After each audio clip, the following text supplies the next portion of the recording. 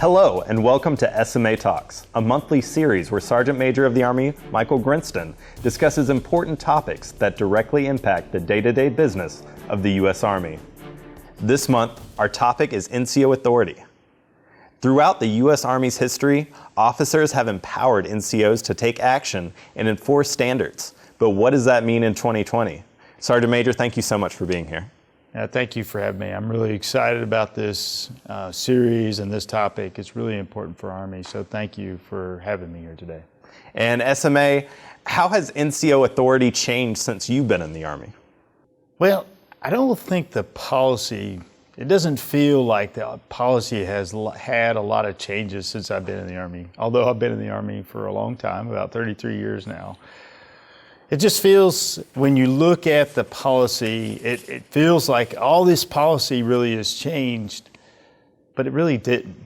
Some of it was there, and at some point it got a little bit harder to find. But that's why we're trying to bring some of that policy back forward. NCOs were very aggressive when I came in the military. They really took a lot of pride in it, and we were just growing as an NCO Corps. You know, I came in about 10, 12 years after the end of the Vietnam War. So we had this rebuilding of the NCO Corps. It wasn't that the NCOs were bad in Vietnam. They were actually very good, but a lot of them were killed in combat. So 12 years later, we had to rebuild that NCO Corps, and we took a lot of pride in how we looked at ourselves and our uniforms and everything that we did. And as we rebuilt the Corps for that in the early 90s, we were adamant that no one was more professional than I. And we were pretty aggressive. And I think maybe at some point we may have been a little extra aggressive. And then I think the pendulum at some point kind of swung over this way. And then what we're trying to do now is kind of bring that pendulum back, not to be hazing and bullying, but we still need to be able to have the ability to take action. And I think that's what's happened over the last few years. And how does the recent update to AR 600-20, what does that mean to NCOs and their commanders as trying to get back to that middle point? You know, what does it mean, for commanders is we really wanted to put in something that allows an NCO to take an action. And what most people would read in there, they see, well, I can use some physical training for corrective action, but it's more important that we just allow our NCOs to take a visible action. So it's okay to do a small, minor push-ups for a corrective training so that our NCOs learn on a daily basis it's okay for them to take an action. And that's what it means for the commanders, is empower your NCOs and give them those authorities that they can take some action, and they don't have to always go to the commander or the first sergeant to do something. Can you elaborate a little bit, Sergeant Major, on the difference between hazing and corrective training? Most of the time, as I look back in my career, I clearly remember when I was hazed. It was usually pretty obvious to me and normally to everybody around. So corrective training is built to actually correct the training or to do a minor attention getter. And that's why the push-ups are important. Let's get your attention. But if I'm leaving you down there for 2 hours, or I tell you to grab a pole, hang on it upside down for about an hour or 30 minutes, that's probably going over the point, you're doing some hazing. I just want to get your attention, and then so that you understand, and we're going to correct the action. And that's what's the difference. Sergeant Major, I've heard you talk about an example you used traveling across the U.S. about NCO authority. Can you share that with our viewers? Okay, sure. But let's role play. Let's see if you get it right. Okay, you ready? Yes, sir. Okay, good. So you're a squad leader, and you can ask questions, and I'm a soldier, and I come running up, and I'm 10 seconds late. What do you do? At first, I'd give you verbal counseling. But you got to talk to me. You got to say, what are you going to do? What are you doing? Why are you 10 seconds late? Overslept. How did you oversleep? My alarm didn't go off. What? You don't have a backup alarm? Yeah, that didn't go off either. Your roommate didn't wake you up? No, that's why I'm late. So we're going to have to fix this. So from now on, I need you here at least 15 minutes prior to formation. You can't be late again. Okay. So let's change one variable about this situation. One variable, okay? You're the drill sergeant, and I'm the private, and I come running up, and I'm 10 seconds late. What would you do? Start pushing. You tell me to do push-ups. Yeah, why is that different? And that's the analogy and the story that I use is that it shouldn't be different. It should be one standard. That's what we teach our soldiers when they come in the Army. That's what we expect our NCOs to do.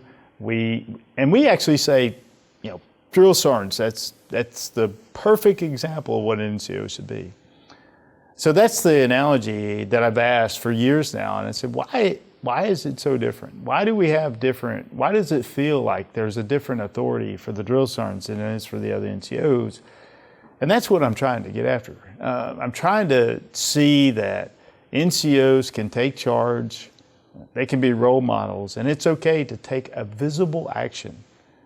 Because if we don't take some visible action and we don't teach our NCOs on how to do this on a daily basis, how can we expect our NCOs to get it right when it's really hard, when it's really bad?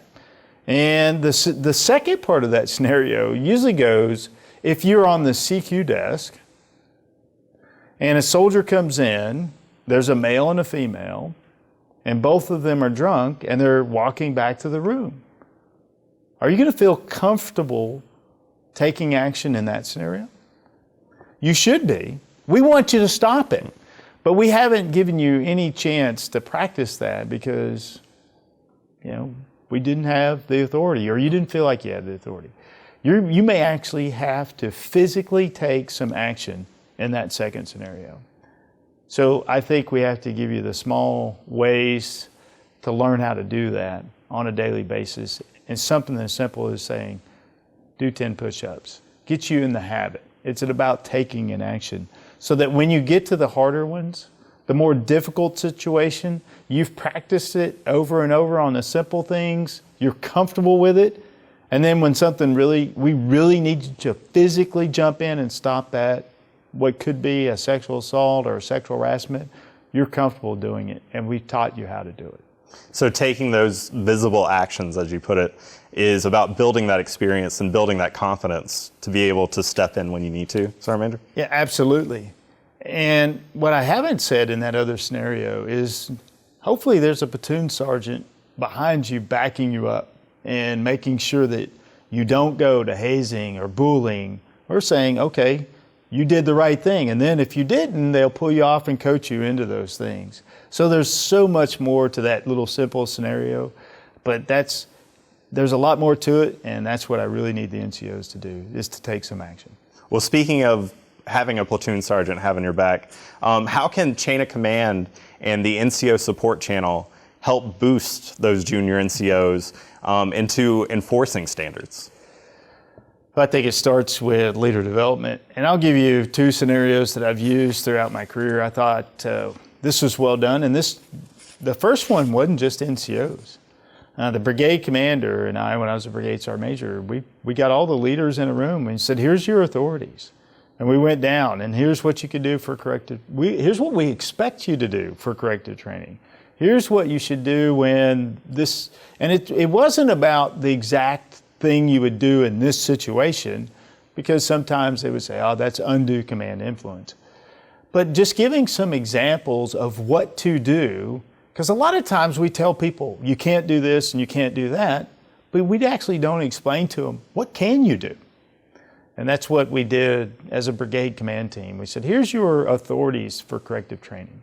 Here's what here's an action that's probably going to be punishable under the Uniform Code of Military Justice. And we had these open and honest discussions. We didn't talk a specific scenario, but we sit down and said, here's what we think, is an appropriate action at a certain time. And that gave them the tools on what to do. And then the second thing that I did was, as a brigade sergeant major, I took about 3 days and just said, here's the classes that I think we need to go over. And here's corrective training.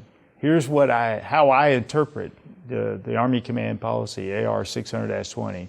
Here's how I think you should do NCOER. So taking the time for due leader development and personal involvement into your NCO's authority. This is not somebody else's. NCO authority is our responsibility to teach it to our junior NCOs and what right looks like, and give them some left and right limits so that they understand where they can operate, and not just say, you can't do all this.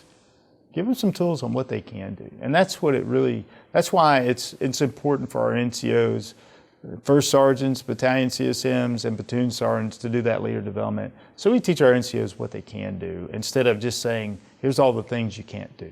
Thank you for being here, SMA. It's been my pleasure. Thank you. And thank you to those watching online right now. Next month's topic of discussion will be financial literacy and readiness. And if you have any questions for the SMA or ideas for future episodes, please leave them in the comments section or use hashtag SMA Talks on Twitter and Instagram.